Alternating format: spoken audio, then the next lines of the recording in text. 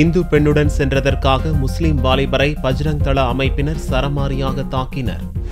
கர்நாடக மாநிலம் மங்களூரில் உள்ள மால் ஒன்றில் வேலை பார்க்கும் 29 வயது முஸ்லிம் வாலிபர் தன்னுடன் வேலை பார்க்கும் இந்து பெண்ணுடன் திங்களன்று மாலை காரில் சென்று கொண்டிருந்தார். அப்போது அவர்களை சுற்றி வளைத்த ஒரு கும்பல் வாலிபரை சரமாரியாக அடித்து உதைத்தது. தனக்கும் அந்த பெண்ணுக்கும் காதல் எதுவும் இல்லை என்று கதறிய முஸ்லிம் வாலிபர் அந்த பெண் தன்னிடம் கடன் கேட்டதாகவும் ஏடிஎம்மில் எடுத்து தருவதற்காக அழைத்துச் செல்வதாகவும் கூறினார். அதை கும்பல் கேட்கவில்லை.